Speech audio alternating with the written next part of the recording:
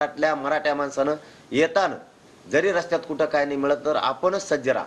शक्यतो माझा एक असा अंदाज आहे, अंतरवालीपासून मुंबईपर्यंत जाऊस तर शक्यतो आपल्याला काहीच करण्याची वेळ येणार नाही. म्हणजे नाश्त्याची नाही, जेवणाची नाही, शक्यतो असं दिसतंय. गावागावातले शेजारचे शेकडो गावं एकत्र येऊन ते रस्त्यात व्यवस्था करणार आहेत अशी मला माहिती मिळालेली.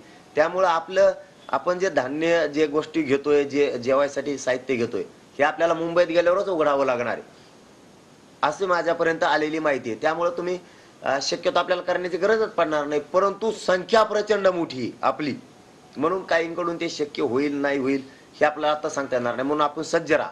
आपल्या गोष्टी आपण काय जिथं आपल्याला वाटेल तिथं आपली तुकडी उभा राहिली की आपण लगेच जेवण करायचे, पाणी घ्यायचंय, पाण्याची व्यवस्था करायच्यात. आपण आपले शक्य असले तर टँकर सोबतच घ्या, शक्य असले तर ॲम्ब्युलन्सवाल्यांना पण सांगा, शक्य असेल तर आपले सगळं धान्य जागेवरच पीठ त्याचे तयार करून घ्या आणि कोरडं जास्तीचं घ्या जेणेकरून जास्त दिवस टिकल खाण्यासाठी.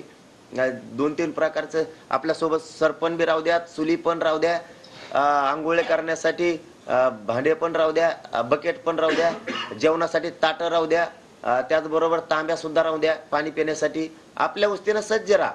कारण कपडे पण राहू द्या, पांघरायला हातरायला सुद्धा राहू द्या, चटाया सोबत घ्या, रगी पण घ्या, शोटर घ्या, मफलरी घ्या सोबत. तुम्हाला काही वाटलं नाही पाहिजे. कधी रस्त्यानं पाय दुखा लागले, पायदुखीच्या गोळ्या घ्या. गोळ्या खायच्या कान मुंबईला चालायचं, आता मागं पुढं बघायचंच नाही, कुणी थांबायचं नाही. दुखायला लागलं कोणाची वाट बघायची अजिबात नाही. ताप आली की गोळी घेतली की निघाला पुढं.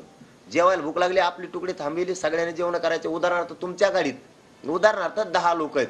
तुमच्या ट्रॅक्टरमध्ये म्हणा, टेम्पोत म्हणा, तुमच्या पिकअपमध्ये म्हणा, किंवा तुमच्या ट्रकमध्ये तुमची काय वस्तू असेल, टमटम असेल किंवा तुमची 4 व्हीलर गाडी असेल, तिची मागची सीटं काढून टाका.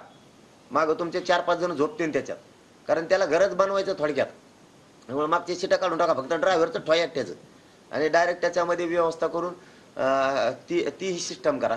कारण कधी काळी तुम्हाला जर भूक लागली, तुमच्या गाडीत जर उदाहरणार्थ 10 लोक असले तर तुम्ही त्या 10 लोकांनी आपण आपला मिळून स्वयंपाक करायचा.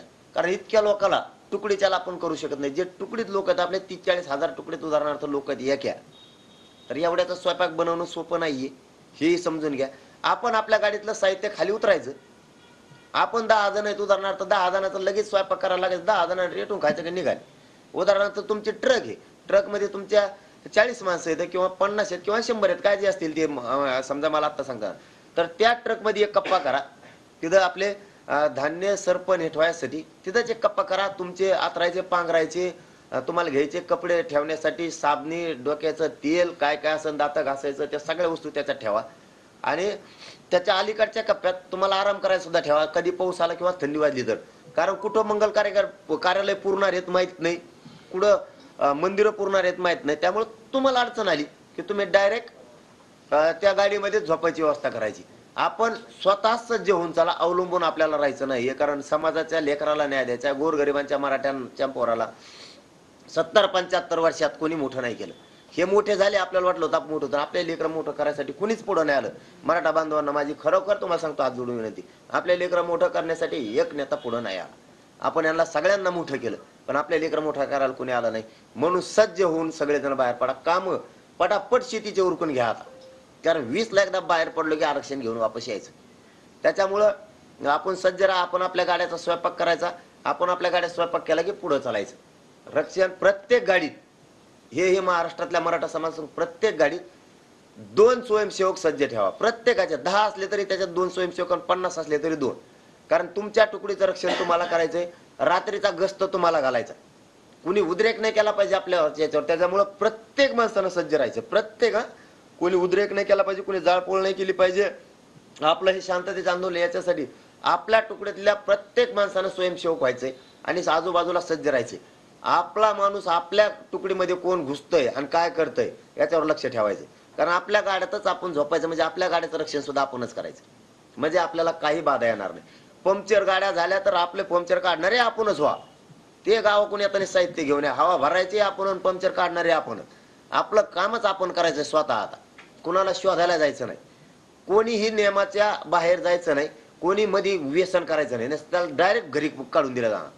कोणी उद्रेकासारखं काही शांतता भंग करायचं काम करायला त्याला धरायचं, पोलिसात ताब्यात द्यायचं. ते आपला असू किंवा बाहेरून आलेला असू. आणि बाहेरून आपल्या तुकडीत कोणी येऊ शकत नाही, आला बी तरी आपण ते धरून द्यायचं.